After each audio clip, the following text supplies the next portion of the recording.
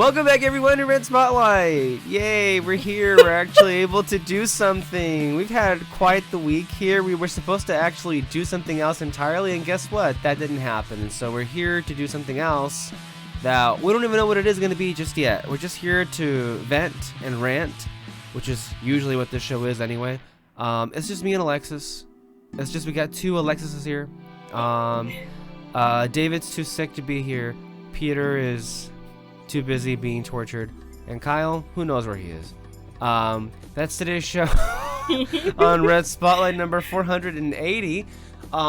Technology. Yes. If there's ever a place to start, this week's show is in regards to technology and how just when you think you can rely on it just a little bit. Did I freeze? Oh, yeah. Yeah. Give it a minute. Give it a minute. There I am. There I am. Welcome back. Oh, Jesus Christ. This is going to be an experiment of sorts. If you're hearing the audio, it's not. You literally are getting anything new. But, yeah. Technology is not very reliable. Even when you get new things, it's just not working out. For one, you may notice a couple of differences off the bat today. Alexis, you're in a very different set. You are in David's set. What are you doing there? Where is he? Did you kill him? I took his voice. He got sick over the weekend, and his voice just sounds so funny that I keep making fun of him. You froze? I'm here. Okay. No, okay. no, I'm here. I'm here. The camera will readjust at some point. Just ignore it. Okay. We're gonna power through. Push through. At least, you're making like good faces. Yes.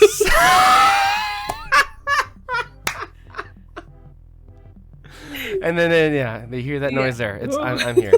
I just gotta keep smiling the whole way, and then whenever it freezes, it'll just have a good still image. Just for reference, the reason why this might be a little bit weird is I'm using my iPhone to basically have this video here, not my computer. I'm not even using my computer. I'm using my brother's computer because guess what? I'm just not gonna try with the old MacBook anymore because why the fuck would I? Like, this is what I was using for years. Yeah. This last time, which was a couple of days ago, we tried to do a different podcast that we had hoped to have gotten to. I just realized it's raining outside. It's raining here too. Yeah. Oh. I didn't do that. I don't know what happened. I didn't do that. I just. Oh. Interesting. It's gonna be a weird show, guys. And there it is. Okay. I swear to God, it wasn't even doing this right before the recording. Yeah. Now, all of a sudden that we are recording, it's like, So, I'm going to give it a few more chances. If it's going to keep doing this, then I'll just switch over to my FaceTime camera. Okay, guys? Sorry. So, the quality may degrade, but at least it'll result in less of whatever this is. And this is already so scattered. So, a few days ago, we tried doing a show that we had been preparing for about a little over a week. And I think we already announced it, I think, in the last few episodes, which was our favorite movies, our favorite 10 movies of the decade so far, from 2020 to 2024 right now. We were supposed to do that last time with Alexis and David. We were all ready to go. And then Skype just didn't work. For like the first time in years. I know. It just it refused to work. And I froze again. Okay. Give me a second, guys. So yeah, it refused to work. And yeah, it took. I was telling Alexis that it was the first time we've had like technology problems in quite some time. Because in the beginning of all this, something would happen every episode. Yeah. And it just so happened there was that one. But no, it was a bitch. We were literally for a whole hour trying to make it work out, and it wouldn't. Yeah. And then all of a sudden, after 60 minutes, it was acting as if nothing even happened. So, and the strangest thing about that is everything else in this household that I reside in was working just fine. Technology was working just fine. Thanks for the likes, guys. Yeah, fuck this. Yeah, fuck that. So much for technology, right? Anyway, this should stop. Jesus Christ.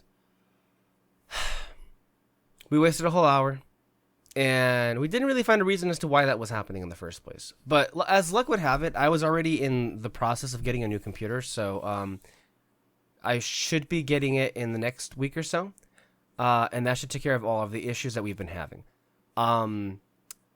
As far as this is concerned, well, this was a new feature I tried to use, and this was an epic fail. So that was...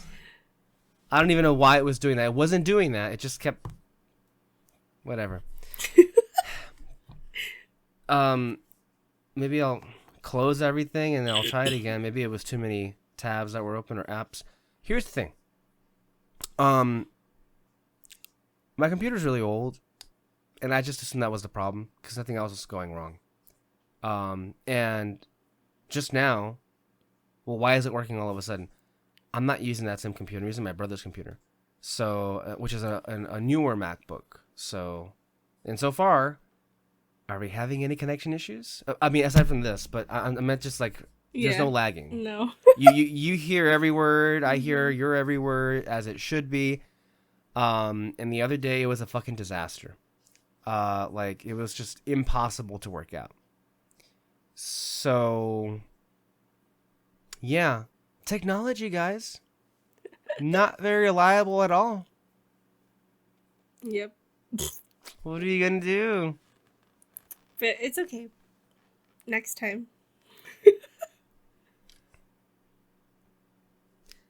Next time. Oh yeah. Oh yeah, that's right. We're still gonna do the show. Don't worry. We're gonna try it and see where that goes.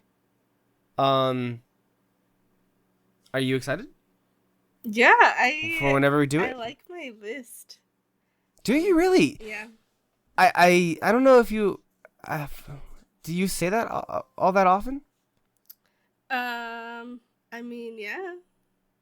I the only thing is I obviously haven't watched as many movies as you guys have. Yeah. But the ones that are on my list, like I really like those movies. And I feel like for the most part, this decade has been really good. So there was quite a bit of options, and I was like, oh, wait. No, I think it ended up being a pretty good idea, huh? Pretty much. Like, Kyle had a list, which was originally rejected. And then he revised it. And by the way, Alexis Moreno was the one that rejected it. Just to be clear. Okay. You said that... Didn't you say it? Yeah, you did. So let's not... I'm not putting words in your mouth. I'm just saying what you said to me, that you rejected it, that doesn't count. And then he revised it. And we'll discuss that when we do the actual show. But that's the thing is, this decade has been amazing. Mm-hmm. It's been amazing. So, you know what? It wasn't the hardest, actually, to come up with 10 movies. I would say that maybe I was thinking over like 2 for the last spot. Too. And I think David was 3. Yeah. And then I ended up choosing... Because I know that we weren't supposed to do it in like a ranking, but I did mine that way. Which is really interesting because the whole reason I didn't do a ranking... Well, not the whole reason. Part of the reason I didn't do ranking is because like to make it easier for you. Because that's the part that always like repels you. But from even like doing this. This one was easy. The last one was hard because I was thinking of like 2. There were some that I didn't include that I was kind of like, wait, but they're so good. So I was sad about them, but ultimately, like, I like the list that I came up with. I think it's what makes it really interesting is that this is a list that's like literally of like at least 4 years, and that's not something we usually do. It's like usually it's just like of like movies that came out of a single year, but when you're putting all like a number of years together, it actually makes it kind of interesting because now you're kind of forced to choose between the movies that actually are your favorite, you know, especially the ones that have aged. Yeah, so that was like a thing too that kind of came up, like which ones are the ones that I've watched a lot more. So that those are the ones that ultimately like made it into my list. Rewatchability is not everything for me, but it's a big part. It plays a big part, especially in how much... because it's been like it's only 4 years. Like if it was like a decade or whatever, then I would not consider that. But since it's like kind of a short amount of time, like no, or even no if doubt. it's like a year, if it's like the like 2022, 2024, like I also wouldn't consider like how many times I watched the movie, because it's like this one is kind of that sweet spot of like which ones do I actually really like and enjoy a lot, rather than like, you know what I mean, which ones are good.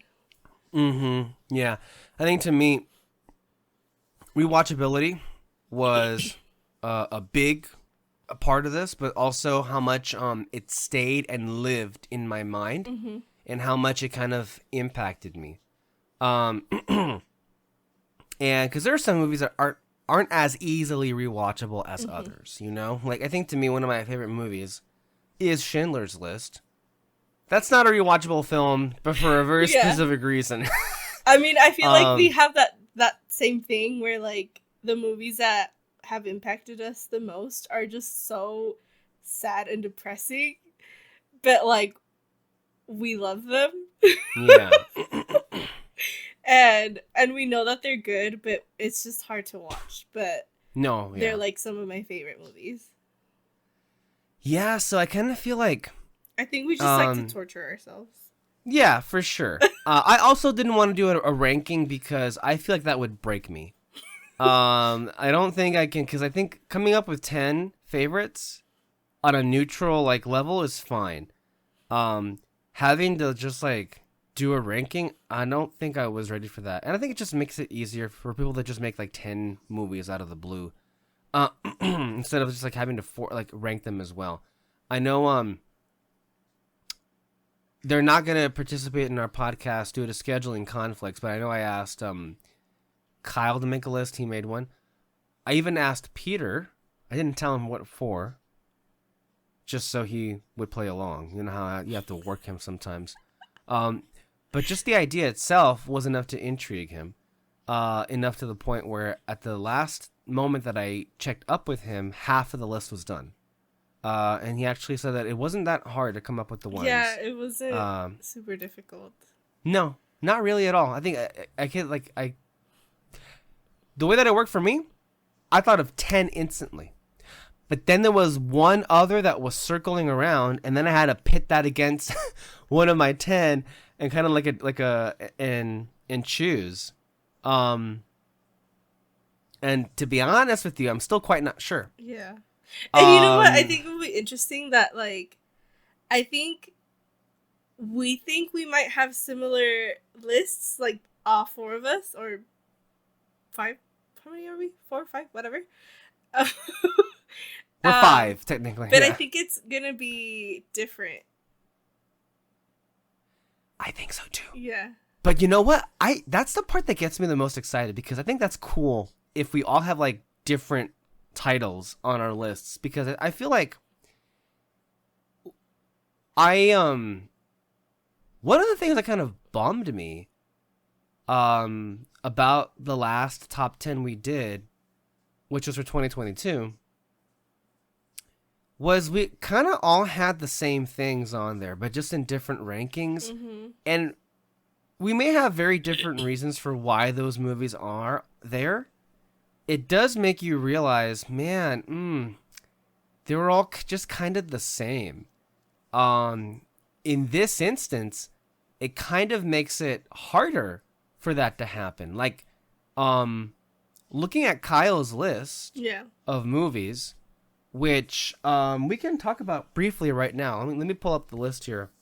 That list was interesting, which was, I would say, a good interesting because I don't think a single one of those movies is on my list. And I'm not saying those movies are bad. Yeah. In fact, a lot of those I freaking love. But I think that's the part about this idea that is pretty fun is there can be like a list of movies that you love, but they're not your personal 10 just yet. Mm-hmm. And that's exciting. So his list was after he was forced to remove one. Just because he tried to submit a list of 11. We're not doing 11. You got to put 10. His list, I know. Yeah, I know. He tries. You gotta. But this time he didn't succeed. The list of movies. I'll tell you what wasn't surprising. Well, you know, I won't even put it in that context. I think it bugs him, so I'm not gonna even say that. I'll just list out the movies that he put out there. The Tragedy of Macbeth, The Harder They Fall, The Batman, Nope, No Time to Die, Avatar: The Way of Water, Guillermo del Toro's Pinocchio, Dune Part 1 and Dune Part 2, and Everything, Everywhere, All at Once. At the moment, give me a second. At the moment, not one of those movies is on my list. In mine there is. How many? Do you want to say now? I think 3 or 4 are on my list. Oh, I can see. Okay, I can see which ones they would be. I can see probably. Maybe, I know for I think sure. maybe 3. Yeah, we all know how much you love The Way of Water. Sure. Haven't even seen it.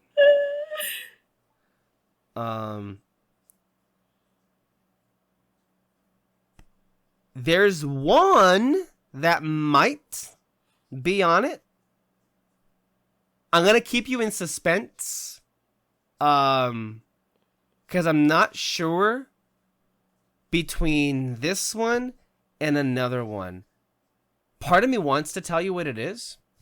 It's either Dune 2 or Pinocchio. For you? For you. Oh no. Oh, those are not it. Oh, then Everywhere. They're not Everywhere, Always, Forever, and Ever. So here's the thing. How do you pick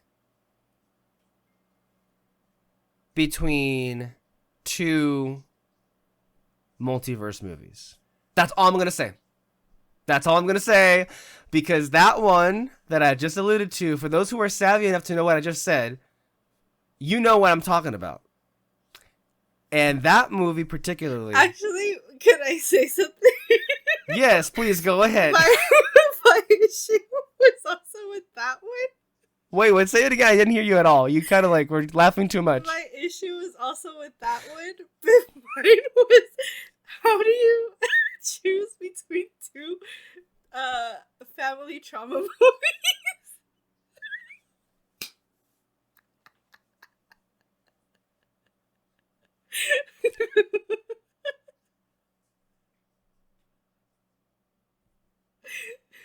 But I think I chose something else completely. Oh, okay. I like, I'm not sure. I'm not sure. I also feel like with either of those movies, I have a strong feeling someone else is going to have it. Mm-hmm. But, I mean, that shouldn't steer you away from No, it shouldn't at all. I guess to me, I'm just trying to make up my mind. Which do I prefer?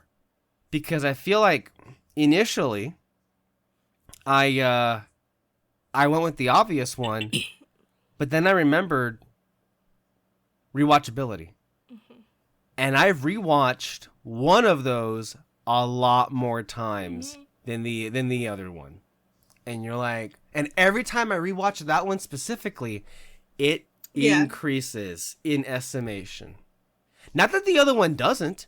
The other one is wholly unique, and like I don't think anything else this decade can kind of touch it for like how special it is. Does it need my love though? I mean, I love it. Yeah. But like, you know, it's like, yeah. I know for a fact though, I'm gonna have some no one else is gonna have. I have my list right here. I'm not gonna tell you what it is right now, obviously, but I have like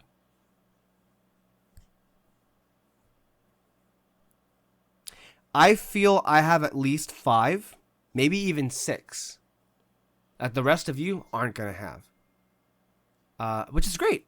That means that we have more of a variety in these lists that we have here. I should have mentioned it didn't matter. Like for example, there are 10 movies.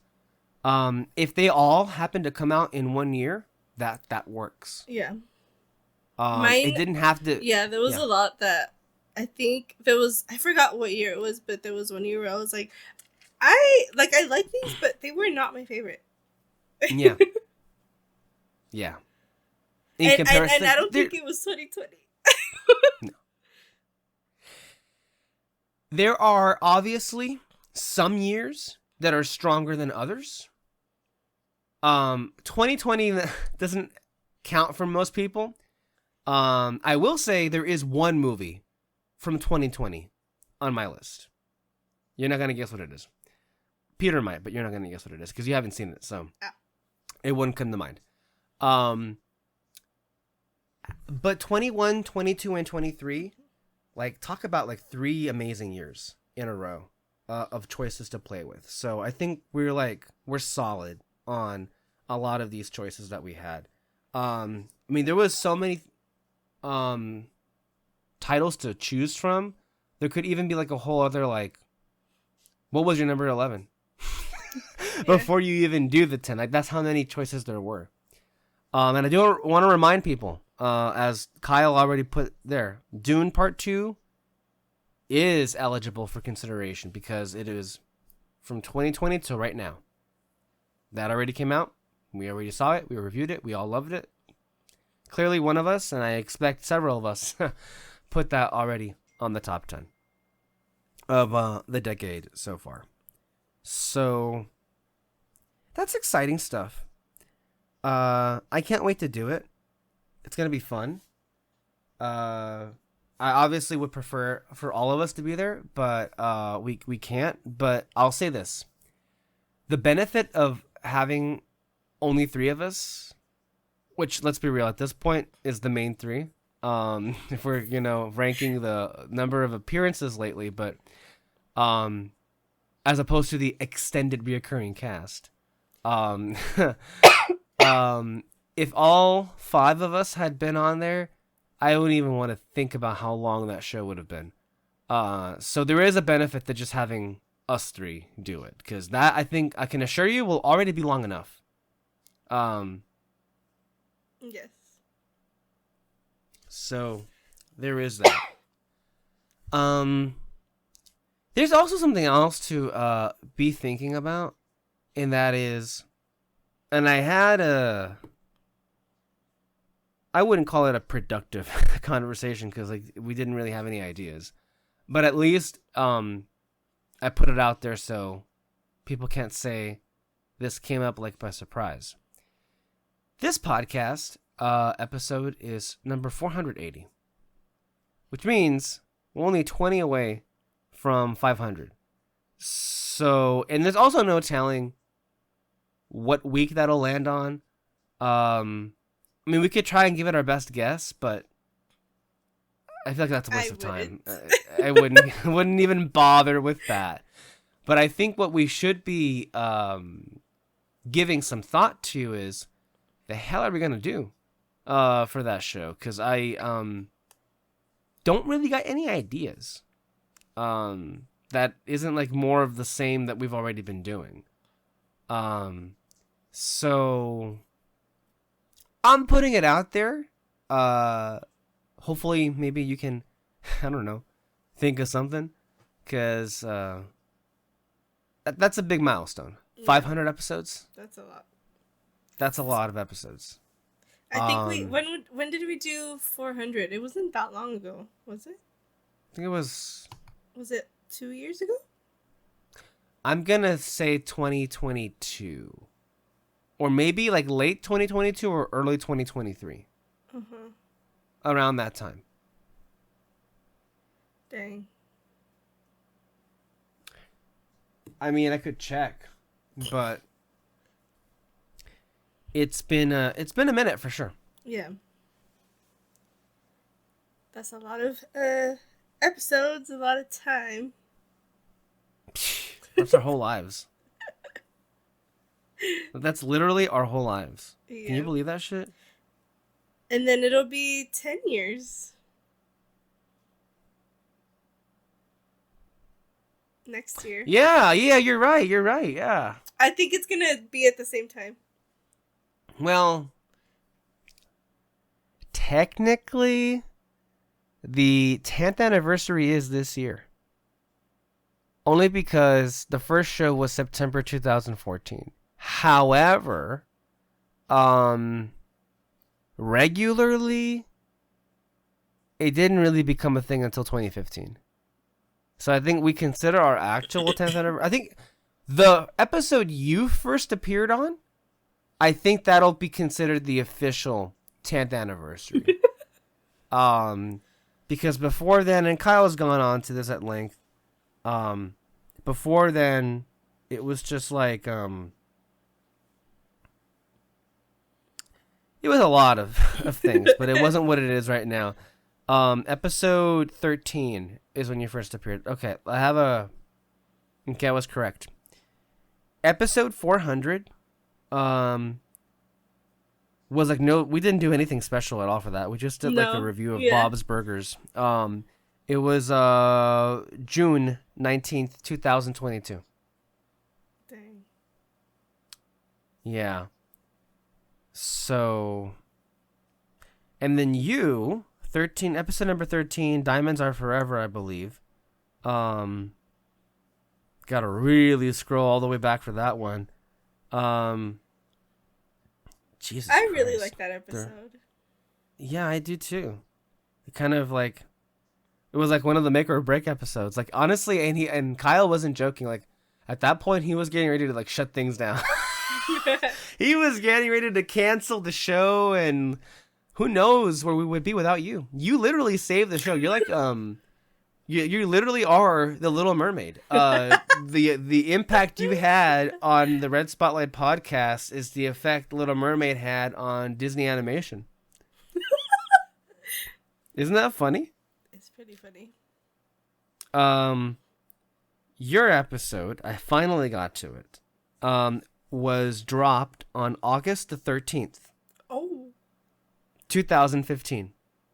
Episode 13. That's funny. Yeah. And episode 13, it says here, in which we talk Disneyland and Pixar and play a Disney quotes game. Disneyland turns 60, and we share our fond memories of the past. We also talk about Disney Parks' future, and we're proud to introduce Alexis Moreno to the panel. That was Kyle's description for the episode. You know what? I'm going to do something. Let's just do it. Let's see what it is. I want to quickly listen to what that sounds like. When you oh my God. I don't know what I expected. That's true. I don't know. I don't know what I expected. Glad that our like music stuff has changed. For the better, I hope. Yes. I think so. Oh man, look, here's the thing. They were excessively long, unnecessarily so, but you can't say Kyle didn't put a lot of love and care into those intros. Like, Look, this is still going. It's 45 seconds in. Look at this. Disneyland is your land. They were really long. They. And here you may savor the challenge. I remember. One time we were talking to Tony. Around the time that Homecoming came out, and we were trying to like get him to communicate to Kyle like, we might want to shorten down these intros because it was getting. Hello, welcome. Oh my god. Oh, you hear that? That other. There was there were 2 intros. And this is 1 minute and 16 seconds into the show. We have not said a single word.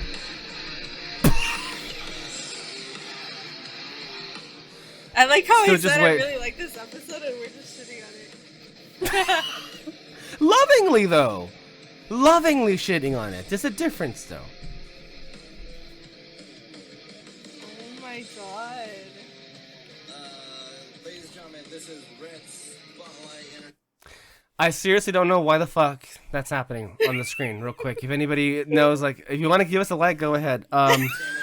Kyle Lira did not speak until 1 minute and 45 seconds into the podcast. That's like the whole song. Yeah.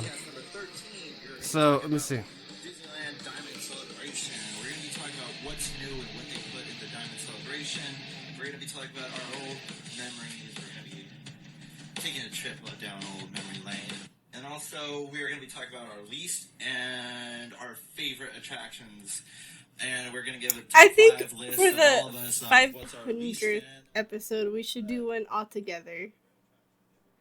We have not done I that would in hope years. so. I would hope so. I think by that time, me and David would be over by then. Disney always does. And it's going to get a $3 billion expansion plan. Hey. Parks, That's an specifically idea. Hollywood Studios. And we're going to be talking about what we would do. Your mouse could teep down another Alexis. Welcome. It's great. Let me see. On our panel, we have Alexis Moreno here with all of her Disney-ish glory, and it's just great having you here. How are you, Alexis? I'm good. Hello. How are you feeling so far? Are you okay? Yes. Yeah. It's not pretty listening to how we sounded like in the old days, huh? No.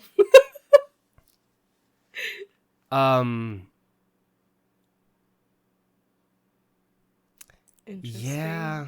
Very, it's been very so interesting. long. That's crazy. But I agree with you though. I feel like for at least that one, we should try and have everybody on the show. And I think for whatever reason, whenever that happens, everyone technically should be up to do it. Yeah. So I know it's been a long time since we've done a show with all of us together. I can't remember. It's been the a long last time since we've all hung out together. Yeah. It's been too long. Yeah. It's fucking crazy. But oh yeah. Any ideas? I don't know what the fuck to do. What the fuck to do? The last time we did like a big like episode where we were reminiscing about the history of the podcast was episode 300. Yeah. But I feel like maybe we should steer clear of that because if we do that, it probably will just. Well, first of all, we did it already, but second of all, it'll just turn into a blame game of like conspiratorial nonsense of like people stealing the show away from others or just that kind of nonsense. That's like, I mean, who really needs that right now? I certainly don't need that. And that's good enough for me to not go through with that. So I don't know what we're gonna do. I'm like flat out of ideas, and it seems like most of us are. So I mean, I guess you have a couple of months. Think about it. Yeah. So We'll figure it out. But that's cool that we've been doing this for so long. I mean, yeah, it is. Of course it is. It's not at all aging. In the slightest. Not even in the least. No, not at all. But yeah. Really, really, really, really, really interesting time. How have you been lately? I've been good. I have been preparing for my trip and just kind of doing that. We went to go, because, I think I've mentioned it before where they have, like, the Tuesday night classics at our movie theater. You can't shut up about it. I mean, honestly, at this point, I love it. It's my favorite. Actually, at that one movie theater, the like independent movie theater, they were showing one that I was really excited to see. Oh, Drive, the one with Ryan Gosling. I love that movie. Wow. I'm so I hate excited. you even more now. I'm so excited for that one. I freaking love that movie so much. One time I got like the utmost compliment, and I always think about it. I was on a date and I was playing my music in the car, and then the guy said, oh, your music sounds like, have you ever seen Drive? I died. I was so happy.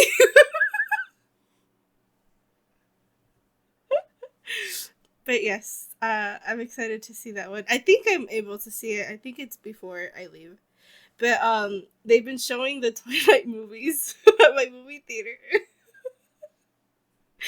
And last week they showed New Moon, and I was so happy. It is my least favorite out of the, what is it? I don't even know, 4 movies. And we sat next to an old couple, and then this old lady she had the popcorn bucket. Really? The New Moon popcorn bucket. I love her. And then it was so funny too, because David had seen that movie, but I think he watched it like maybe one time or in bits and pieces. And they're all cringy, I know. I still love them. But this one I think is like the cringiest one for me. And I would just keep looking at him and like just bust out laughing. And then it was fun too, because a lot of people like would laugh at the same moments. Yeah. I feel like, and we've talked about this. I feel like ad nauseum at this point, but like ever since we came back after COVID, there's definitely been, at least for me, I think the same can be said for actually kind of most of us. There's been a lot more of a desire, but then also willingness to go see old movies in theaters again. It just kind of materialized. I mean, ever since COVID happened, and it was with you or with Peter or with somebody else. I mean, the films that we went to go back and see: Curse of the Black Pearl, Jaws, Jurassic Park, E.T., The Thing, which Jaws is really so good. Fun. Wasn't Jaws that moment? So fun. That moment when the head popped out and it was you. First time for me, so. That's right, but like when the head popped out and you were like, "Oh my god!" Oh, that was hilarious! You can't make that shit up, man. Jaws was so much fun. That whole day was so fun. Yeah, it really was. We should do it again. Yes, we definitely should. We really should. But those have been like just incredible experience. I know David when it goes. Well, you guys have seen so many more. You've seen like Grease and Wizard of Oz and Willy Wonka and the Chocolate Factory. I think David just saw the Lord of the Rings movies, the extended versions of them. I saw them too. Oh, you did? Oh, he didn't mention you. Sorry. Well, he went to see all 3. I couldn't go Friday, but I went to that's go why. see the last. I actually he never thinks less told of you about my experience. No, he didn't. What do you think? I haven't seen these we are in a long time.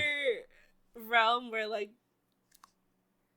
they're we cool. Understand, but it's just not my. Didn't grab keep us. in mind, this is the second time that I watched the extended version. I haven't even seen the extended versions. The extended versions. Oh man. It was cool because every time we would go back, we sat next to like the same people. Like the same people are. That's funny. And That's like funny, the theater yeah. was kind of filled, so it was like that part was fun. I mean, it was cool to see it in theaters, but I had not realized that I have never seen the ending of this trilogy, and because the first time I fell asleep, because again, extended versions of all of these movies in one day. Stop right there. Denis Villeneuve? Where the fuck are the extended versions of Dune Part 1 and Dune Part 2? I know they don't exist, but like, if anything ever needed an extended version, both of those movies do. Sorry, go ahead. Yeah, so the ending happened, and I immediately turned to David and went, shut the fuck up. I sat here for 8 hours this weekend for this ending, and he was like, what? And I've never seen this ending before. I never finished the movies because I fell asleep. I was so angry about that ending. I was so mad. But which part of it? I guess we could. They're old movies. You that think? He dies. Yeah. I never knew he died. And I'm like, we literally went through all of this and he fucking died? I was so mad. And like, not even like gets to live a full life. Like, no. He just fucking died. I was so mad.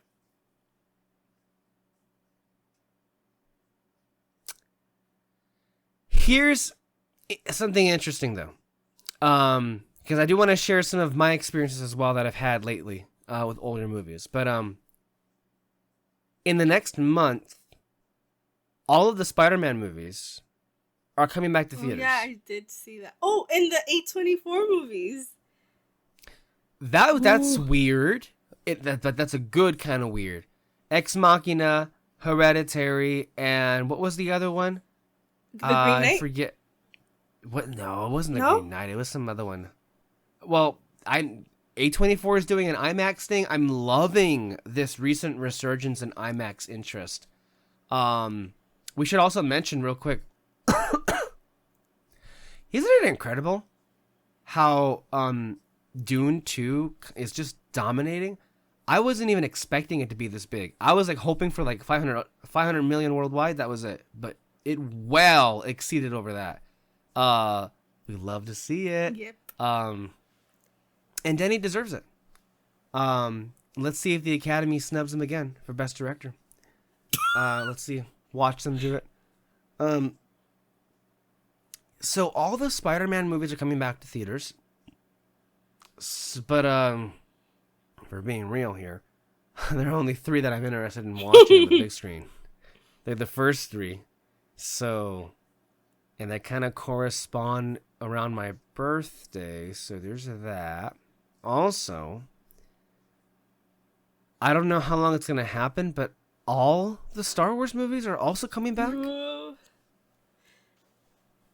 At the same time? I know. You gotta prioritize that shit. It's like how often does that happen? I'm gonna be gone. Oh no. Well, I guess R.I.P. for you then. But it's like, here's the thing about that makes it so hard. I would literally watch. I've seen every Star Wars movie in theaters except for the original 3 and Attack of the Clones. You didn't go Attack of the watch Clones, was it Return of the Jedi that they released recently? I wanted to really badly, but I kind of felt like bad. Usually I don't feel bad about going on my own because fuck everybody else. But this instant, I felt bad that Kyle and Peter couldn't get to go. So I was like, because that was something that we need to do it together for the first time. And they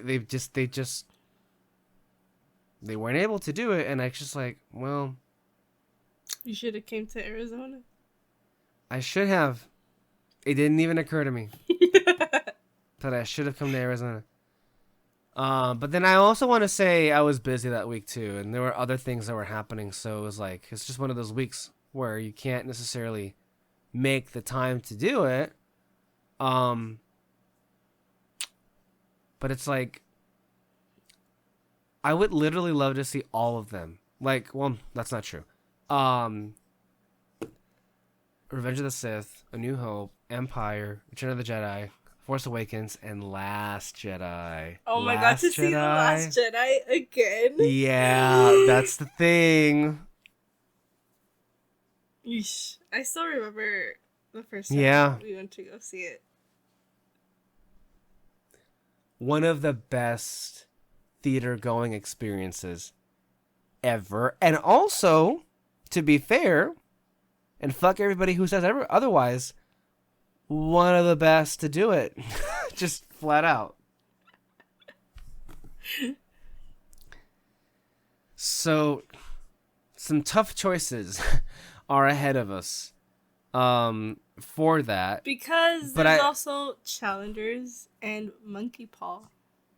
Yeah. Also May, there's the Furiosa movie. There's the Planet of the Apes movie. There's a lot of stuff happening. Yeah. Here's the thing though. I feel strange in the idea that I've been to the movie theaters like a lot already this year. But I've only seen one new 2024 movie. All the others have been like holdovers from like the last year that were like seeping into this year. And then just stuff that came back on. So for example, this past weekend, which was technically speaking this weekend, that we're recording this, I ended up seeing 2 movies. That one, well, actually, you know what? Okay, one I had already seen, but it had been already a good break since I'd seen it, and then it was back in theaters for like maybe like I think 1 week because it won the Oscar. The Boy and the Heron came back. And let's talk about this real quick. This is the duality of like, you kind of win. You're damned if you do, and you're damned if you don't when it comes to awards, right? I feel like maybe for some cases, it is a lot easier to lose an award because then people are like, oh, that should have won. And they're on your side. You know how I feel like, I know it's not just me, but, and I know it sounds like it would be just me because it's me. But being real here, I noticed a lot of people in the months after the Academy happened last year that there were a lot of like low-key Fabelmans fans out there. And I love the posts, but I was like, where the fuck were you bitches in the trenches when it fucking mattered? Didn't matter. The point is, people were like, this is a really great movie. How did this win nothing? Being in that position, it's a lot easier than being a movie where you win, but then because you win, more well-known popular movie doesn't, and then it puts a target on your back. So to me, here's the thing. While I obviously love Fabelmans more than Everything Everywhere All at Once, I never wanted Fabelmans to win Best Picture for that reason. Because if it did, it puts a target on its back. From all those other fans. Just like, shooting it. I, of course, wanted Spielberg to win director, but nobody else did, apparently. So there's that. Similarly, with Flower Moon, a lot of people in the immediate aftermath were saying, Lily should have won. She's amazing. But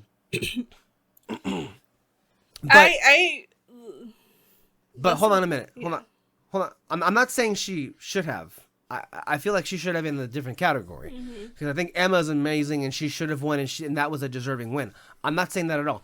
However, those same people, would they be saying the same if Killers had taken Picture away from Oppenheimer? I don't think so. Yeah. Because how can we touch their precious Oppenheimer? So my point is, it's easier for as sad as it is, it's easier for you to be a movie to lose, and then people rally after the fact saying this should have won, than to be a movie that wins over something that everybody else wanted to win.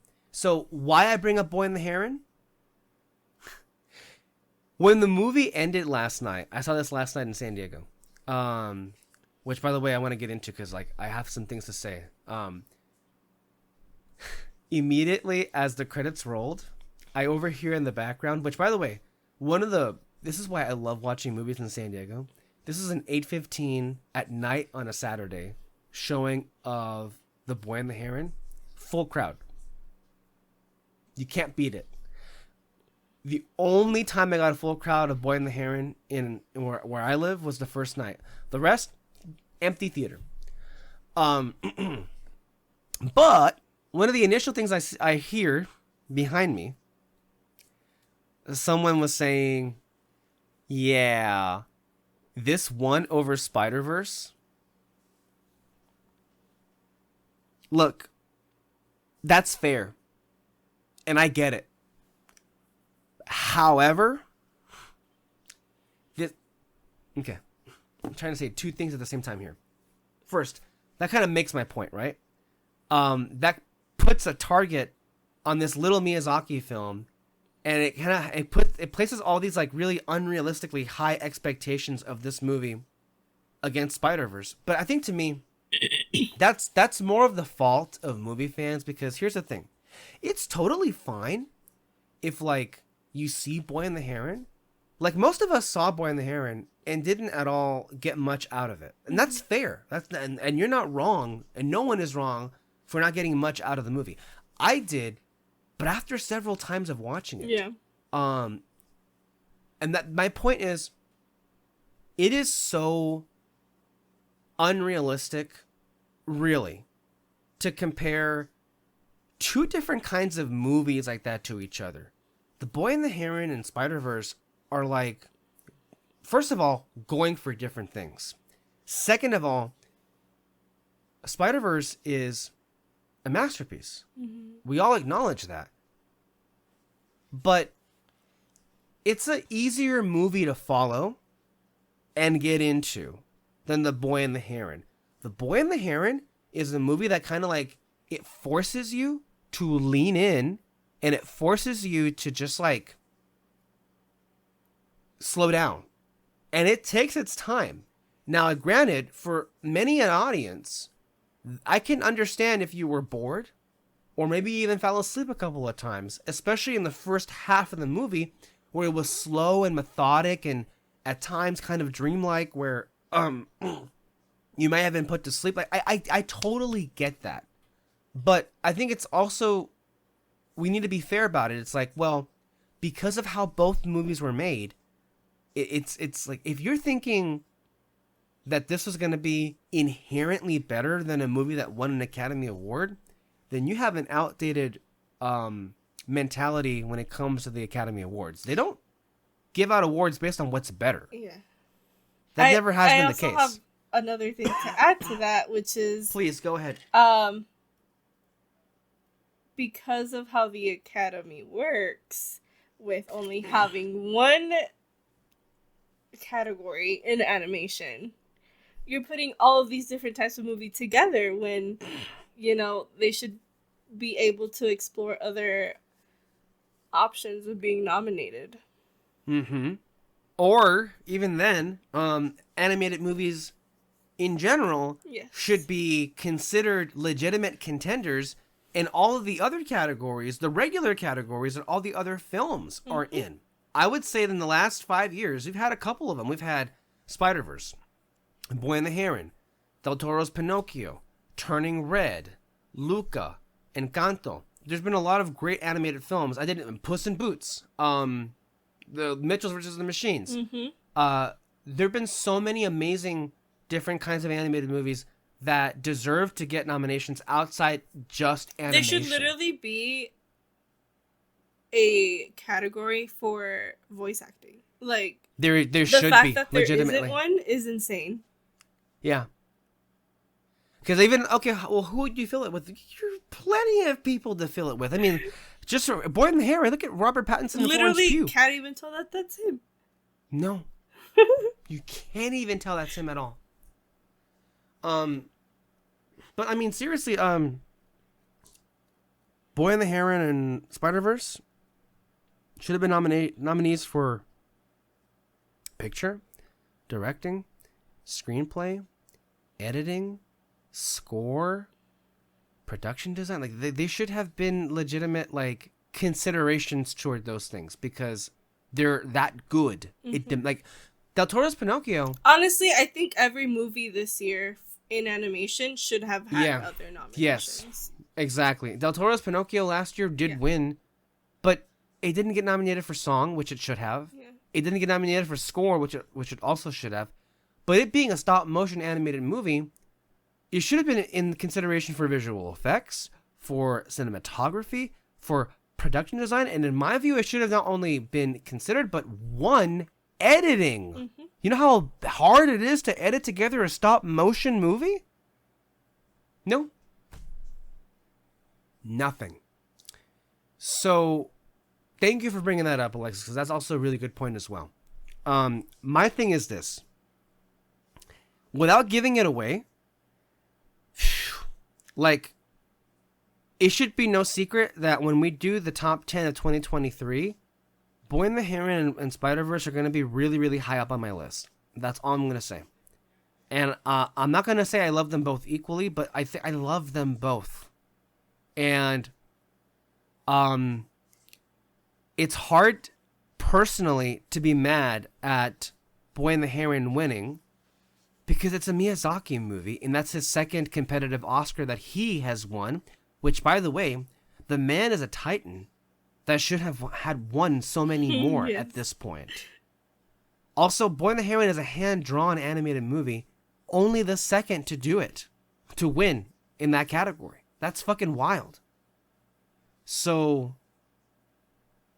personally, I think Miyazaki, considering how personal the film was to him, and how much of a success it was a success, this film. I mean, it was a big hit for of its size in America, and an even bigger hit in Japan with no marketing. With the international appeal of this man, it should have warranted a directing nomination. Period. The single greatest living animator or animation director of our lifetime, of all time. Well, I don't want to say director. Disney didn't really direct. He was more of a producer, I would say. Got to be fair here to our card carrying Disney cultists. Here. Don't want to say anything illegal.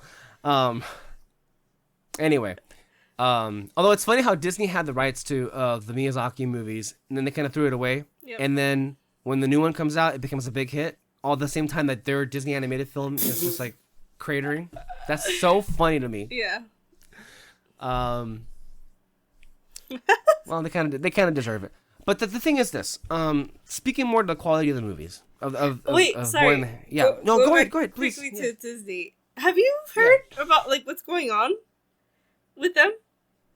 about I think I honestly I haven't paid much attention. I've just kind of seen headlines, but it's something about like I think they're trying to push Bob Iger out. Yeah, that's not happening. Um, this I forget the guy's name. He's trying to make a power play. But he kind of like he torched his entire campaign by basically saying that women are the problem. So that's not going anywhere. So that's not a serious threat to me at that point.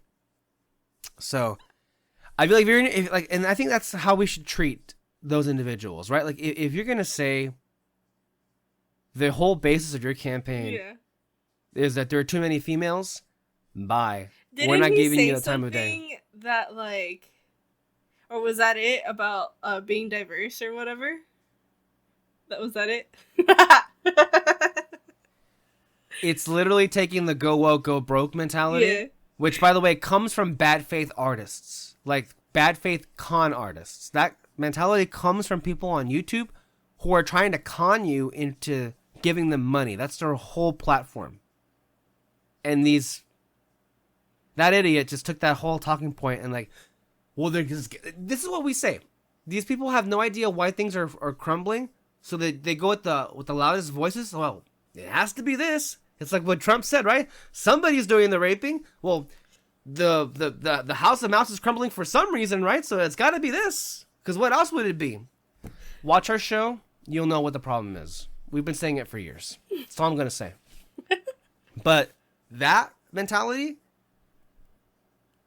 that doesn't even come close to addressing what the problems with Disney are. Just putting it out there. Exhausting. But I was talking about it with Peter yesterday, and he really agrees with what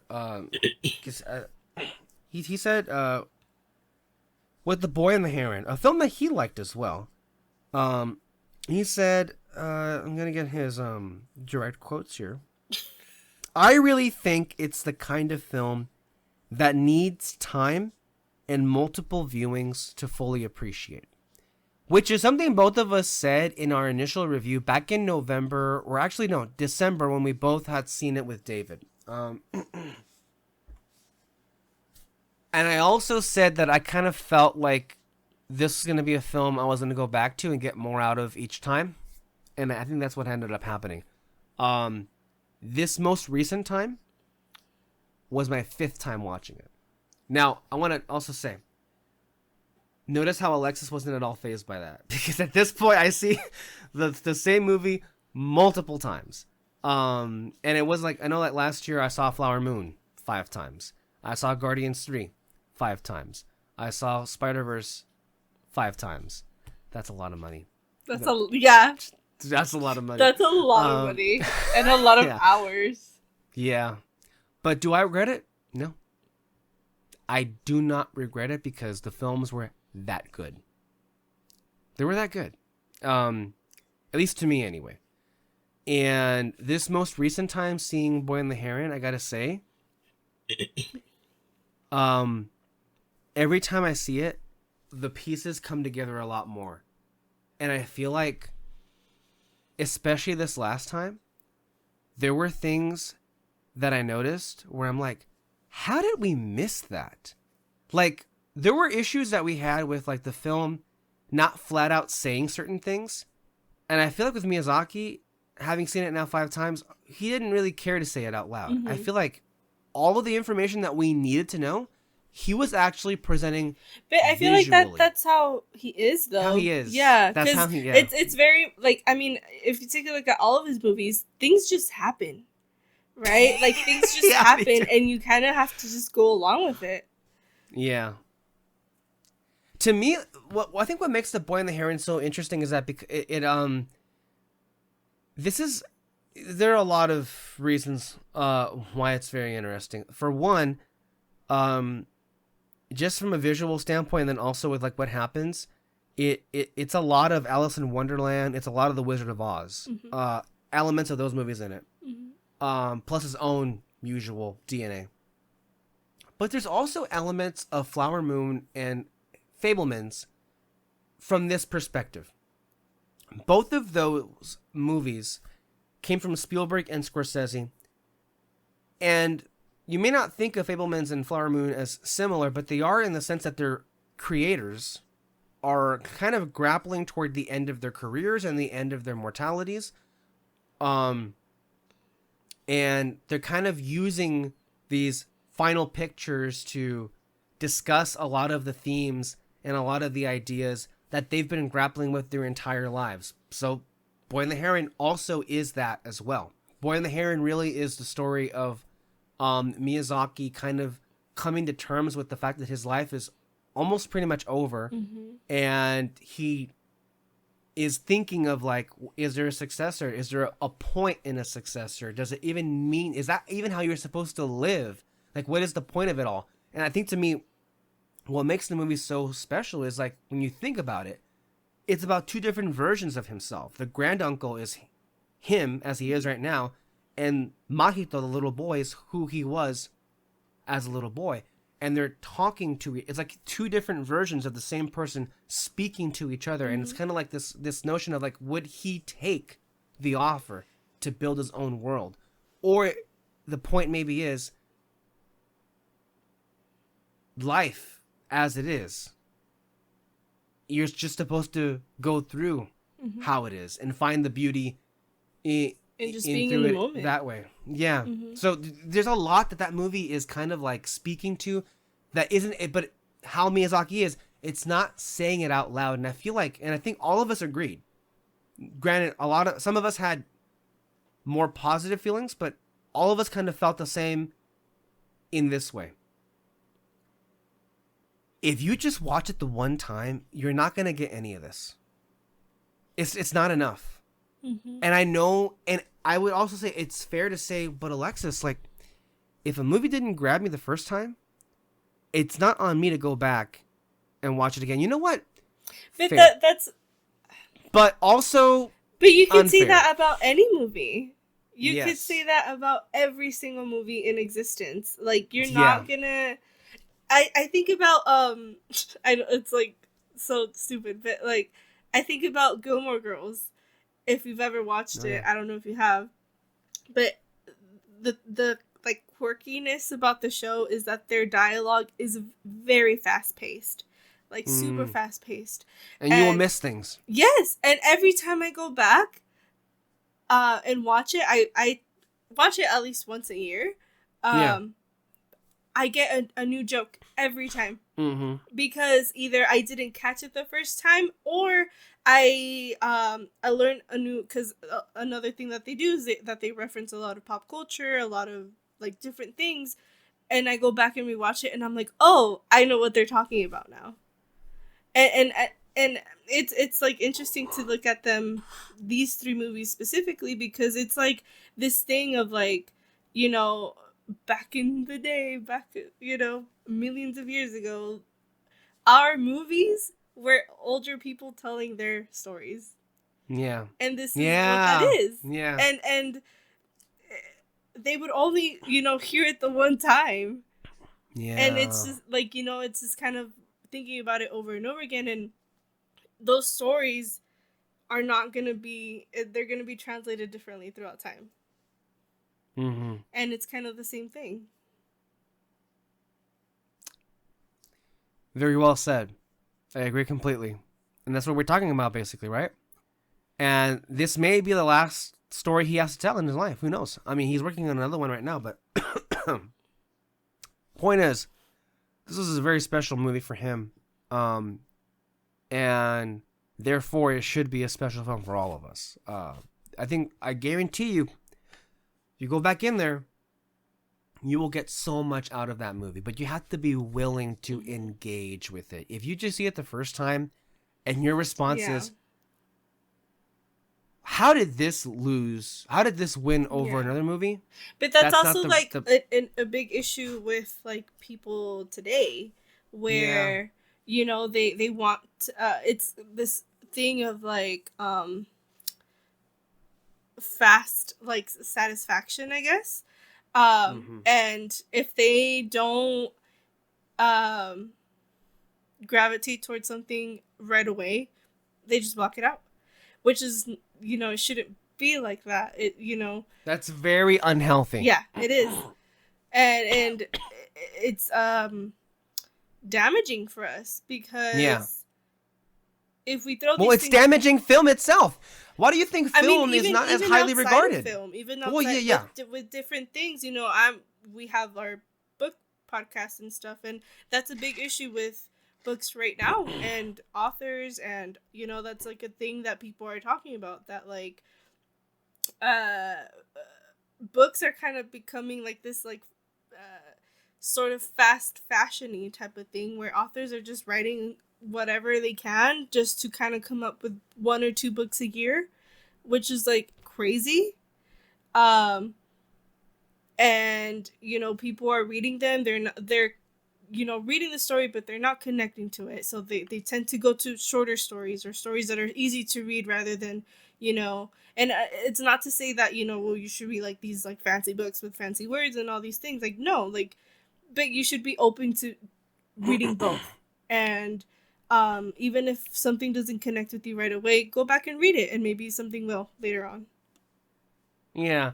We also need to stop allowing that mentality of elitism to dominate the whole conversation, and that be the frame where we start this discussion from. Because it is very dangerous to allow people who have no idea what the hell they're talking about to set the framing for which we then discuss it. You want to call it elitist?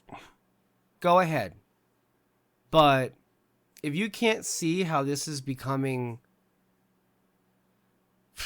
pretty crippling, I guess like the thing is, like, people are not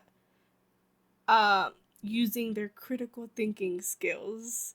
Yeah. Right? Like, that I think is kind of the point to all of this, that like they're not being challenged. They don't want to be challenged. Which, like, I understand as well. Like, we've been through so much these last like 4 years. Even before that, I guess 8 years. At least here in the US. I'm sure, everywhere else as well. But like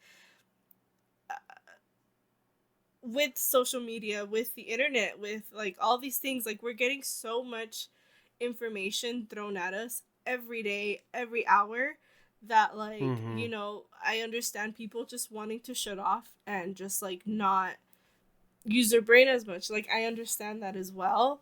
It's just we need to allow ourselves to not think that way either sometimes, or at least less. Yeah. We've been discussing, in recent years, in particular the film, there's been a considerable collapse in the quality of film criticism, and then also film literacy throughout the last couple of years. I personally feel, now, I acknowledge that the discussion was hijacked by the alt-right, bad faith con artists, the go woke, go broke mob, but Last Jedi not being regarded as like one of the best Star Wars films, especially when we know for a fact most people fucking love the movie from that weekend we were there, and then most people just shut the fuck up because they don't want to deal with the fucking idiots online. And because of that, we've collectively allowed that film to just be singularly known as divisive and not a success, when by every metric that film was a smashing success. And it reawakened the potentiality of what that franchise could offer, and all of us felt it. But the fact that we right now exist in a film culture that will not acknowledge that for whatever reason is one of the signs. And then especially what happened after, because after Last Jedi, we've just allowed this whole crazy psychotic group of people to come in and set the framework for the discussion. And I think it's pretty fucking dangerous when you have, honestly, even Bob Iger last winter acknowledge some of their talking points as something that was anywhere near legitimate for why their films were not as successful as they used to be. That's fucking dangerous because you're legitimizing the alt-right con artists. We have to remember these people they're not being serious. They're just saying this shit to make money. And yet here we have people like Bob even Iger if they are being serious, what they're saying is hurting other people. Like, yeah. It's hurting other people, and what they are for is to basically exclude as many people as possible. And Bob Iger, you know, him saying something to the equivalent of like, well, we maybe need to focus more on the quality of storytelling and not the messaging.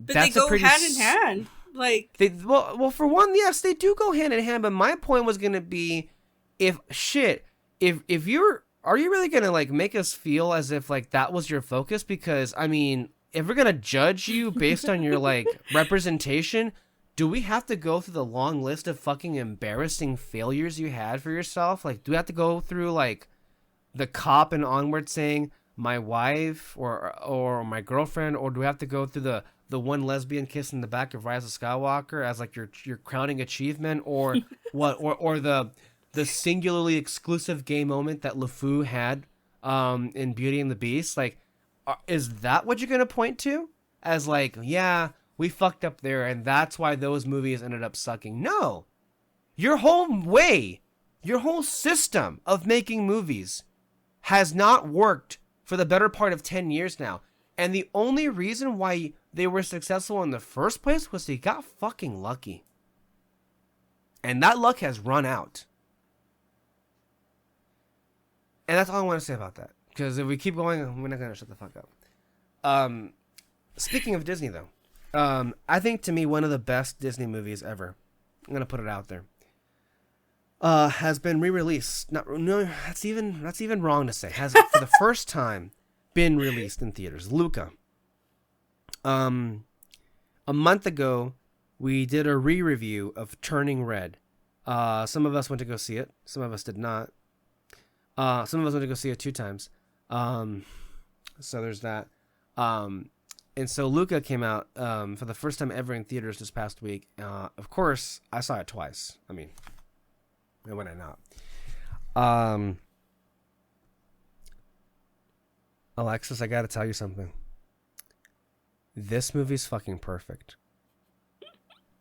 Like, this movie is about as perfect as a film like this can be. So I'll tell you this. I saw it 2 times, but in different locations. And I'm happy to say that in both times that the audiences were very engaged with the movie. Luca was very popular when it came out. Yeah. I was still Disney working. Plus. I mean, I was still working at the store at that time, and like, people really liked that movie. People would look for it. You don't say? I watch this movie every day at work. It's also very rewatchable. Yeah. Speaking of rewatchability. In San Diego, as you would expect, full crowd. It almost felt like it was a brand new movie. And I think to some people it was. Probably. I could tell to some people they had never seen it before. They fucking ate it up. They loved it. Hard laughs at all the laughs that were to be had in the movie. And then as it was getting toward the end, and we know how that ending can be, there aren't many laughs in that ending. They're more so tears. Mm-hmm. You know what? I mean, sorry, I don't mean to cut you off. No, you're fine. I feel so bad because, I mean, I know it's like different, it's Pixar, but Raya should have been in there. Yeah. I feel so bad for this movie. I think Raya would have, if not, I think because Raya did play in like a couple of theaters. That's the only way it was like, and also it's not Pixar. Yeah. I think we have to remind ourselves why this is happening is because this basically was an apology tour to the people, to their own employees. Yeah. For like, hey, because it was, honestly, it was only Pixar that was getting fucked with. Raya, to be fair, did have some theatricality, but because of when it came out, no one even realized it was in theaters. So you're right, and to be fair, Raya should have its moment as well. But why it wasn't in this group, it wasn't Pixar.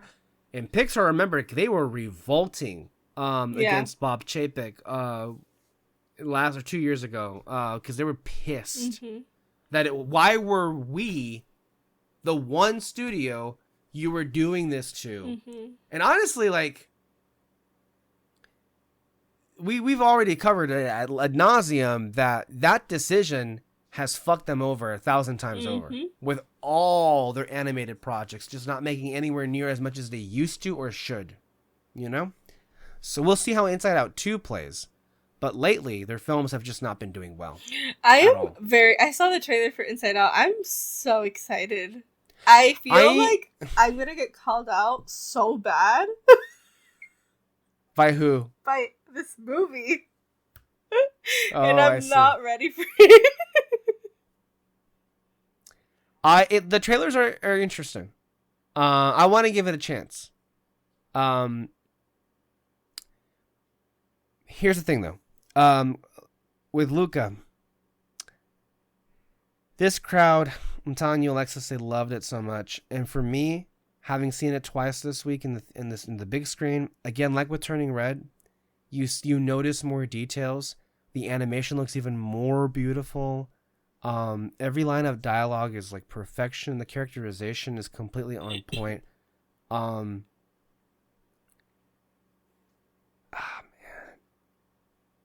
Like, I gotta tell you, like, both times when it got to the end, just complete waterworks. I'm talking about me, but everybody else is also just like in it. Like, this is one of the most affecting movies of my whole life. And for the same reasons that I also spoke to back in 21 when this movie came out, and also why this was my favorite movie of that year, was because Luca as a lead was the most like me that I'd ever seen. Me as a kid, to be clear. Like, this was like one of those like I felt seen moments, but in a very like specific way that I can't really say that most other people would relate to. But I also do think that for the most part, like, this story is very relatable. These characters are very relatable.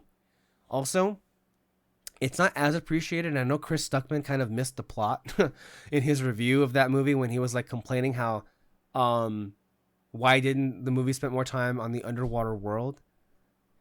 But to his point, you know, how he missed the plot, there is a world in this movie. That world is Porto Rosso.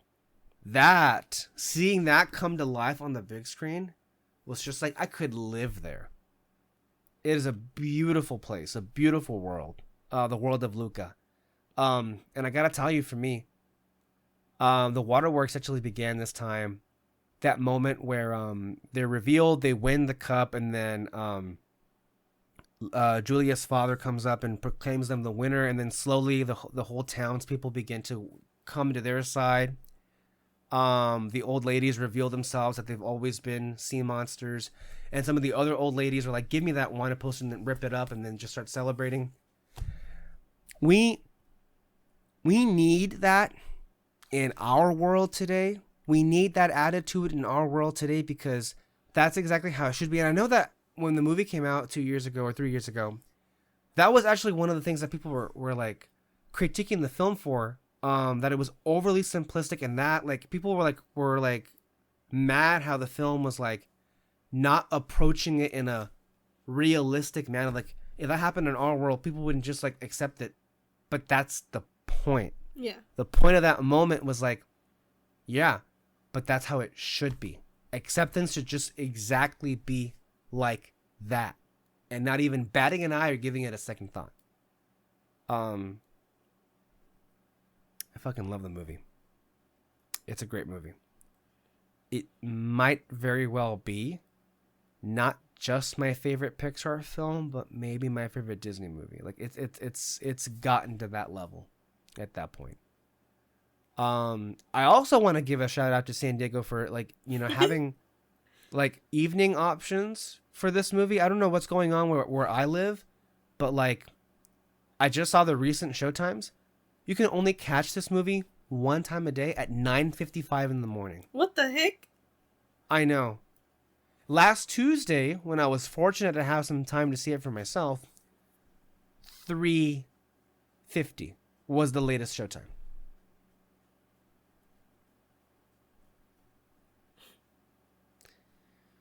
Ridiculous. Just flat out ridiculous. But seeing movies that you've already seen in the big screen is a treat.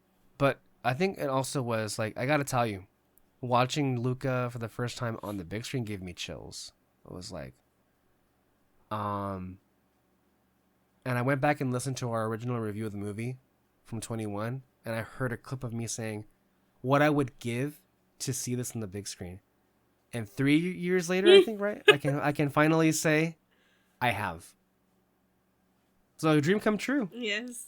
And I want to use that to segue into something else that also is in the category of a dream come true, and also in a category of things I just never thought we'd see again. The bad bitch herself came back to Star Wars animation. Asajj Ventress. Asajj Ventress is alive. She's well. And dare I even say she's better than ever. I'm going to talk about the latest episode of The Bad Batch. Now, I know you don't watch the show. I have watched the show. It doesn't even fucking matter if you watch the show or not. I mean, to me, I'm just great. I'm grading the episode based on Asajj Ventress moments. Like, I don't even care about anything else that happens. But to give background on this. Wait. Would I really enjoy it? Is it... Also, a thumbs up. Thumbs up. Yes. Yeah. Give a like. A little like. Oh man, that hadn't happened in a while. I wonder why it happened. I don't know why it happens. I don't know either. I'm just. What if we say I'm not like? gonna question it. No. Like and no, I think it's because I give a thumbs up or something, and then the camera picks it up, and I don't know. Is it like a character coming back in like the live action shows, or is it like character coming back in the animated shows? Like would I like it, or would I just be like, okay?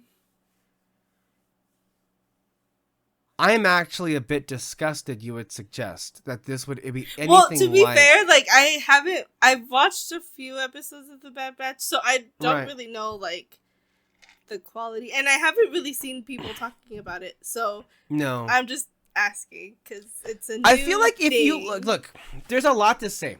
If you are a fan that likes the clones in general, The Bad Batch is a story of what happens to the clones overall at when the Empire comes into power and how they're replaced, and also what's happening with Sidious and setting up these experiments to eventually get him to have a cloned body in episode 9. That's basically what's happening in the background.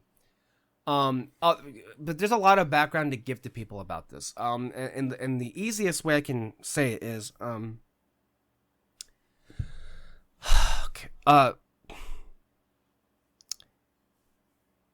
characters in animation being transferred over to live action in this universe tends to not work out. Just for us. That being said, the live action shows tend to not work out for us. Not all of them, but most of them.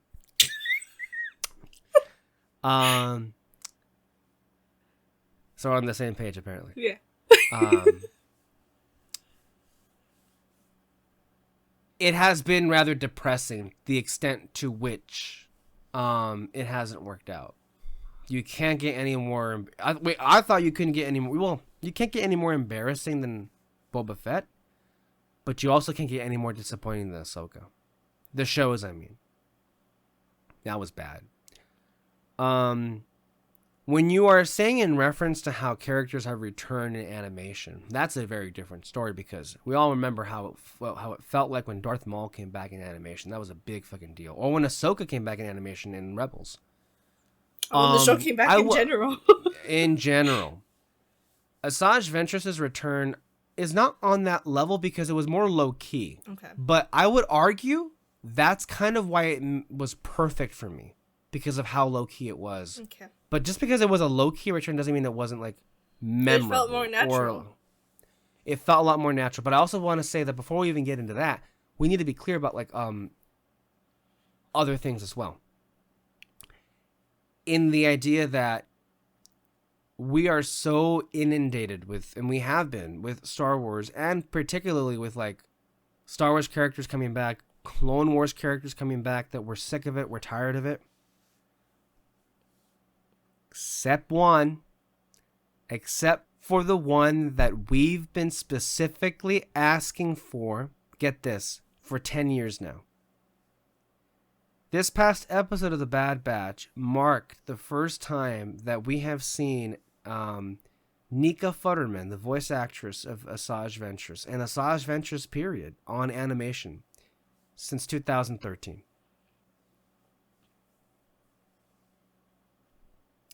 In that time, literally every other character got a return in one way or another. So, in regards to questions of how she came back, or this being another example of how death in Star Wars means nothing. Okay, fair, but also, we don't care. We don't care, I don't care, and you know why? Because it's our turn to say, we don't care. Because we've been waiting for this for a long fucking time.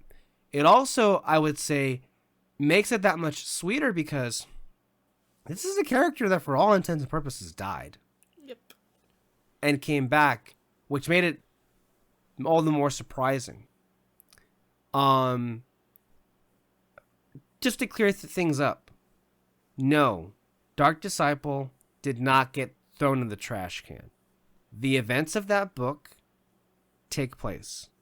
They are still in the canon of Star Wars.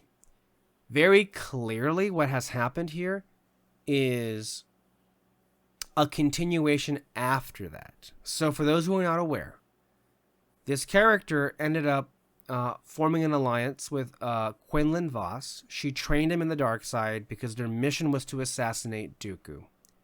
In the process of her training Quinlan Vos in the dark side, she made her darker and he made her lighter in the Force, and they kind of met in the middle, and they both kind of fell in love. In the end, Ventress sacrificed herself to save her love. She died by the hand of Dooku's Force lightning, and she was laid to rest in a pool that held the Night Sisters' water of life, that also contained a special creature that Ventress ordered Quinlan to kill earlier in the book. With that, many, many years ago, when I read the novel, also understanding how Dave's mind has always worked in regards to whether or not it really is the end for certain characters. When I read the final lines of Dark Disciple, there was a moment in there where Quinlan overheard a voice while he basically buried, and again, Ventress's body was buried in a pool, the water of life. And my impression was there was something to the nature of that wasn't definitively the end. Also knowing the nature of how Star Wars works. So, but throughout the years, we just didn't hear anything about that ever again. So I was under the impression, well, I guess that was it then, because, well, nothing's there. It didn't materialize. There seemingly was no interest. But this is one of the occasions where the Star Wars Lucasfilm team did hear, and they themselves were looking for reasons to bring this character back. Dave Filoni himself was interested in using this character in one of the other animated shows, Resistance, but then changed his mind.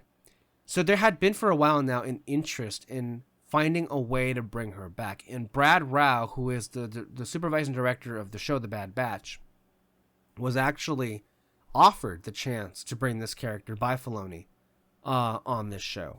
And they took it and ran with it.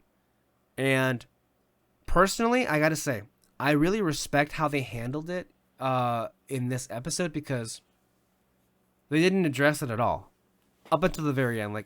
Because it's not this show's place to tell us, like, how did she survive. My suspicion is something happened to her as she was laid to rest in that Night Sister magic, and she got up and walked away. I mean, I don't think it's any deeper than that. Beside, there were close-ups of the animated figurine that they did for Ventress, and that there are the scars of her when the lightning hit her by Dooku. So very clearly, this is a story that takes place after Dark Disciple. And I gotta say, it should be pretty apparent to readers of the book and fans of the character that it takes place after the book, because she's grown a lot. She was in this episode, and she put up with a lot of crap that the old school Ventress wouldn't have. She would have been killing people left and right. And she didn't kill a single person. That's growth. That's growth, don't you think? Really, at the end of the day. I'll get into specifics here in a minute, but I want to say that this return was, I mean, you get chills just because, like, whoa, I never thought I'd see you ever again. And now here you are, as if you never even left. The way she is handled, I think most importantly, stays true to who she is and who she became and who she is now. And it also just reminded you why she was always kind of the most interesting person in the room. Because she even, one of the lines that she says in this episode, I'm many things. And that's right, she's a lot of things. You know, she was a Sith apprentice, she was a Jedi apprentice, mm-hmm. She's a Night Sister, she's a bounty hunter. Like, she's one of the few characters in this universe that has a number of many hats. I mean, her and Ahsoka, I think, are my favorite. Because there's so many layers to both of them. Granted, one of them has been tainted a little bit. But, yeah, like, they're both super interesting. And she's, like, I mean, she's literally magic, like, and not like I mean, Star Wars magic is like not magic, Harry Potter magic, and she literally is that. I mean, she's literally walking and breathing like that. She died.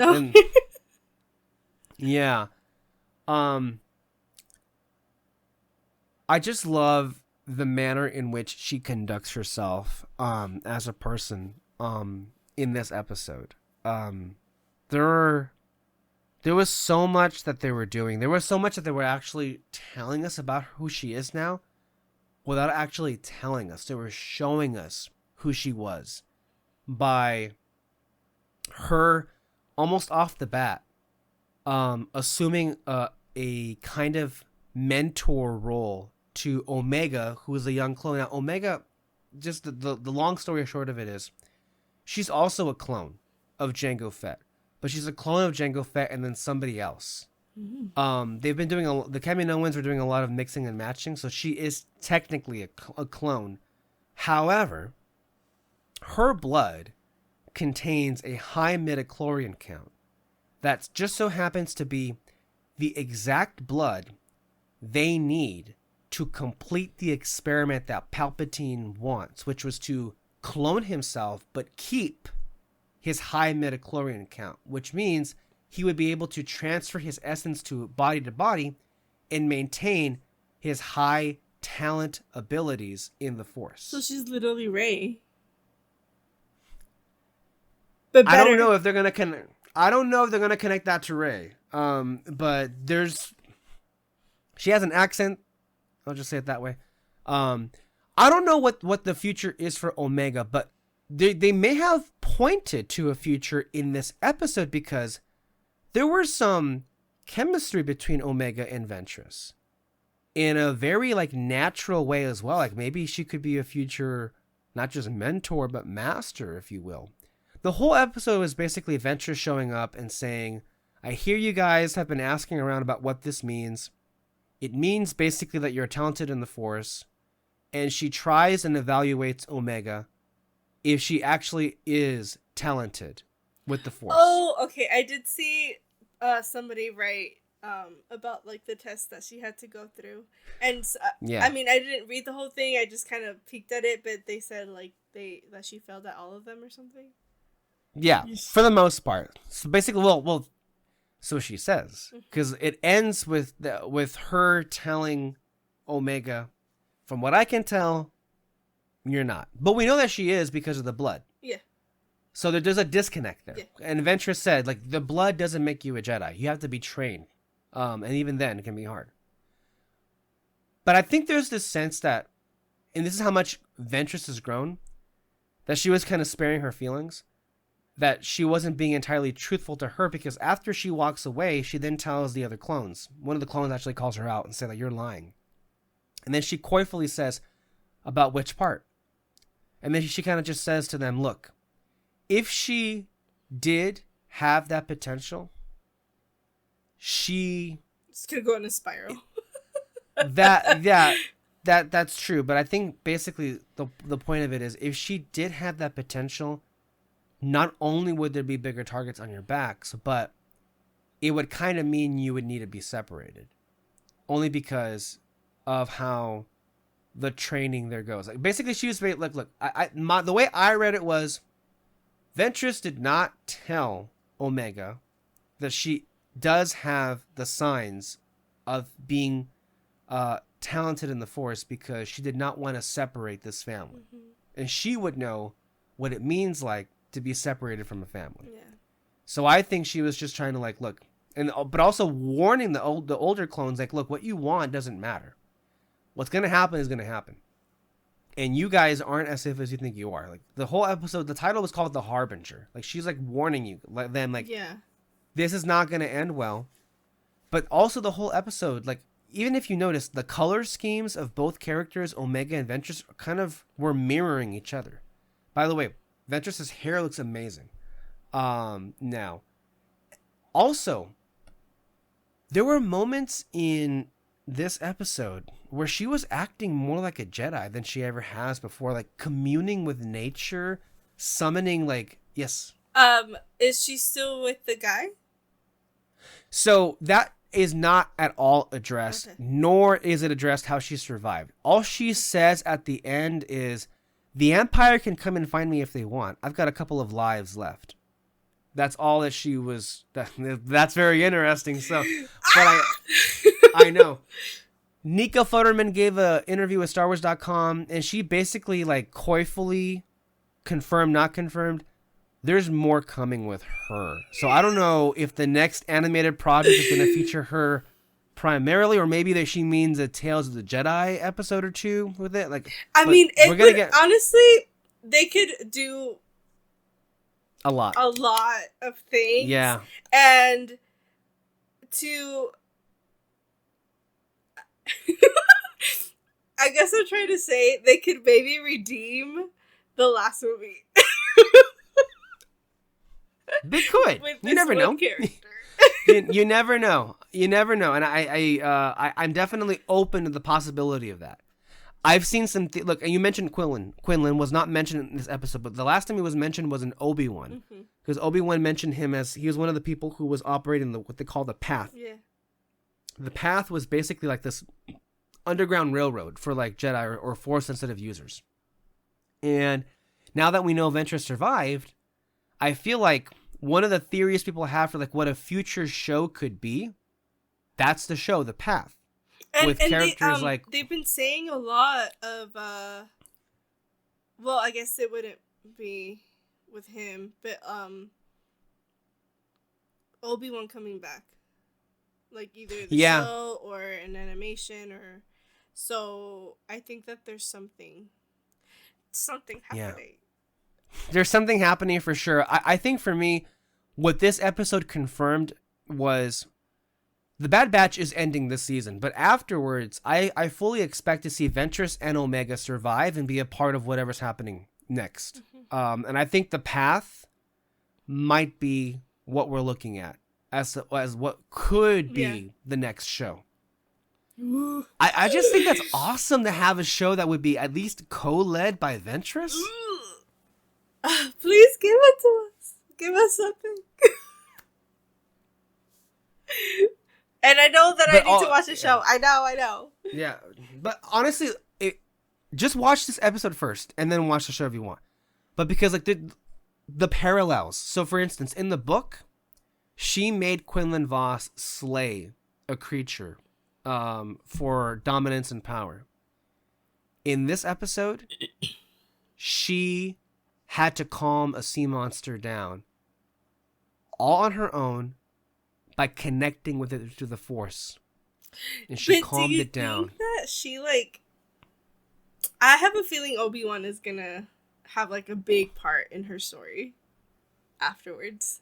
Wouldn't that be amazing? That would be so freaking cool. Well, to be fair, Obi-Wan was there when Quinlan buried her at the end of the book. And Obi-Wan also heard some things at the end of the book.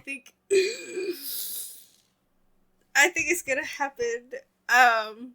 Because that would be, I feel like, let's be real. Obi-Wan being in such like a vulnerable state and her being like, I understand, like, kind of what you're going through in a way, sort of, kind of. But let's be clear here. We mean animation. Yes. If it's live action, oh no, don't do this to us. Not again. That we gotta be clear about that because I don't know how. I know that they've been teasing Obi-Wan stuff, and I don't know if that means this or if that means Obi-Wan Season 2, or if Obi-Wan Season 2 could touch on what this is as well. That would be cool. I would be down for that, as long as they don't have her show up. You know what, to be fair though, if they bring back Deborah Chow, I wouldn't be that mad, because I feel like, you know what, I think we're being unfair. Obi-Wan was a really good show. I love that show. In comparison, especially to Filoni and the Mandoverse shows, those shows are terrible. Yes. The way to me, like, Andor is supreme, Obi-Wan is next, and the rest are like on the floor. No, they don't even register. So, I think clearly to me the problem is Filoni and Favreau. But the Obi-Wan show, I really liked the Obi-Wan show. Honestly. I did too. And it had its problems. But I you know what? For all the problems that there were, I think we got way more good than it delivered. The Obi-Wan stuff, the Vader stuff, the Leia stuff, even I was happy with it, honestly. Yes, I agree. I'm so excited. I fully hope that this happens. But to speak on the Bad Batch, look. It's not the best show of the other animated shows. And some of the characters are not as, let's say, memorable.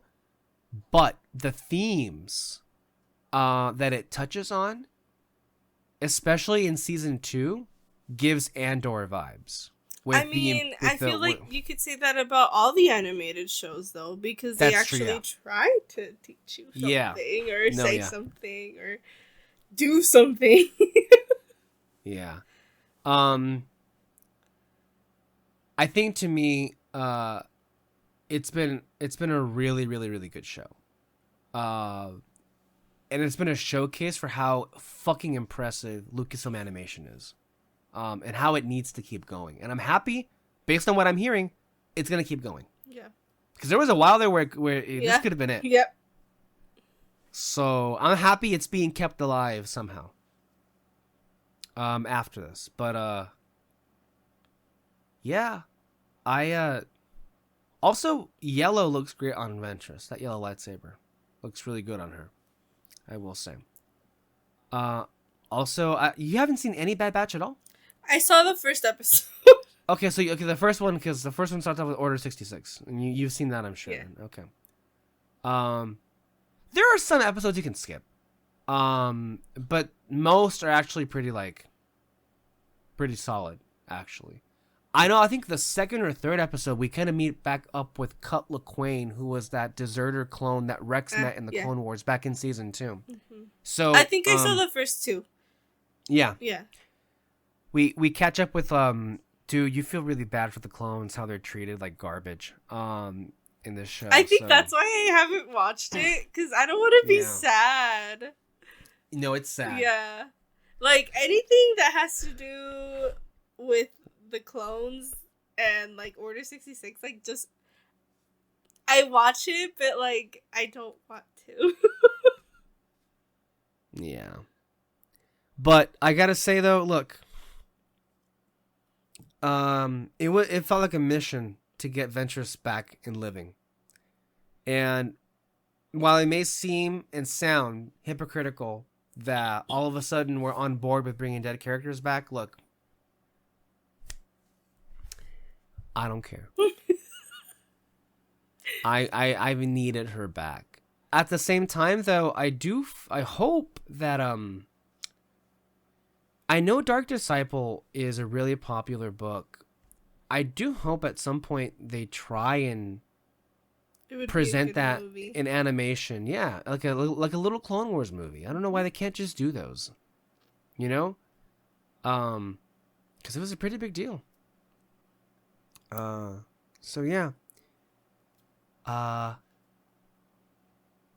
We're gonna go ahead and close it there. Was there anything else you wanted to discuss?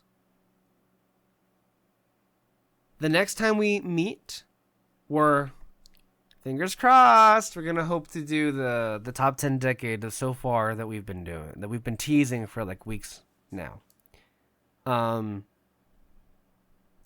And as Alexis mentioned, there will be new movies. I know Challengers is one we're looking forward to. I also want to plug because I love rom-coms, and this is like an action rom-com. Emily Blunt and Ryan Gosling have a new movie coming out that looks really good. Mm-hmm. You should see it. And it's gotten a good reaction as well. So again, fingers crossed for that movie.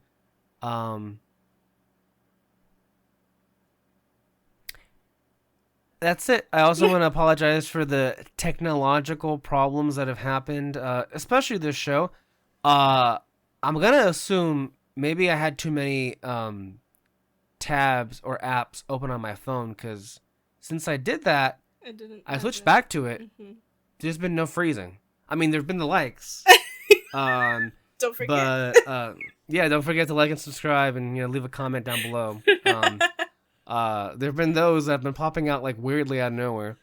But hey, if anything, it shows how much we're willing to put up with just to truck along and get something out for you guys. Also, let's just be real. We do it for us as well. This gets a lot of those feelings out there. So, yeah. Thank you guys so much for listening. Catch our show every single Sunday, anywhere you listen to podcasts. If you love movies, watch our show. I think you get a lot out of it. Stay under our spotlight for more content, and we will see you next time, guys. Bye-bye.